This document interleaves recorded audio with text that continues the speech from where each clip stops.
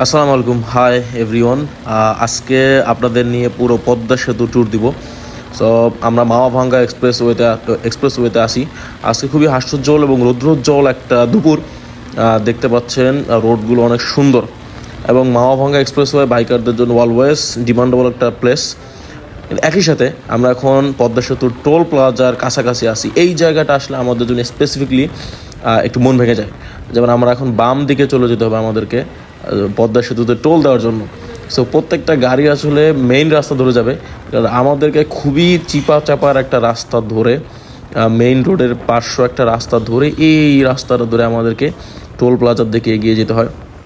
So মানে রাস্তা জায়গা থাকার না থাকার মতো একটা জায়গা।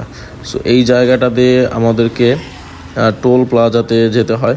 সো এটা খুবই pathetic as a biker. So তারপর হচ্ছে আমাদেরকে টোল দিয়ে পদ্মা সেতুতে উঠতে হবে। ওকে, লেটস সি।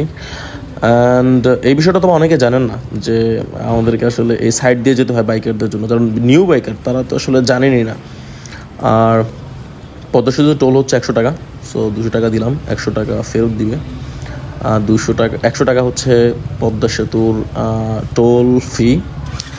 সো টোল দেওয়া শেষ, আমরা এখন পদ্মা সেতুতে উঠবো। সো এখানেও অনেক ধরনের প্রবলেম, তারা আসলে ভিডিও করতে দেয় না। এই যে একজন বলছে যে ভাই ভিডিও অফ করেন, মানে কেন?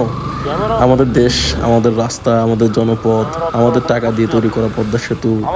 সো আমরা ভিডিও করবো, ভ্লগ করবো, মানুষজনকে দেখাবো, এনজয় করবো, দ্যাটস ইট। সো এখানে বন্ধ করার কিছু নাই। সো টোল দেওয়ার পরেও এই যে এই জায়গাটাতে খুব ধরে সরু পথ ধরে আমাদেরকে অনেক দূর সামনে যেতে হবে, তারপরে আসলে মেইন রোডে আমাদেরকে উঠতে হবে। So this is quite disappointing to us. Okay, আমরা পদ্মা সেতুতে উঠছি এবং মোস্ট ইন্টারেস্টিংলি আমাদেরকে পদ্মা সেতুতে বলা হয়ে থাকে যে 80-র উপরে কখনোই বাইক চালানো যাবে না। এনি ভেহিকেল, প্রত্যেকটা গাড়ির জন্য আসলে 80 কিলোমিটার/আওয়ার, এর বাইরে যেতে হবে না। কিন্তু পদ্মা সেতুতে আমি পার্সোনালি কখনোই 80 মানে 90 বা 100-র নিচে চালাতে পারিনি, কারণ এই জায়গাটা এত সুন্দর এবং রাস্তাঘাট এত ফাঁকা। এখন আজকে দেখতে পাচ্ছেন, আজকে হচ্ছে শীতের দুপুর, এখন প্রায় 1টার মতো বাজে এবং রাস্তাগুলোতে সূর্য কেমন যেন চিকচিক করছে। তো এত সুন্দর একটা জায়গা আসলে কোনোভাবেই, আর অ্যাজ ইউজুয়াল আমি বাইকে উঠলে পুরো মাওয়া এক্সপ্রেসওয়েতে আমি কখনো 100-র নিচে চালাতে পারি না। সো এটা আসলে যাই না কোনোভাবে।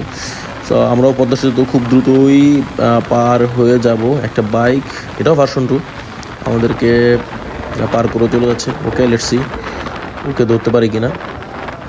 আর পুরো পদ্মা সেতুটা আপনারা দেখবেন আজকের ব্লগে। পুরো ভিডিওটা আপনাদের জন্য উন্মুক্ত করে দিব। ওকে, আমি একটু টান দিচ্ছি। So let's enjoy and let's watch.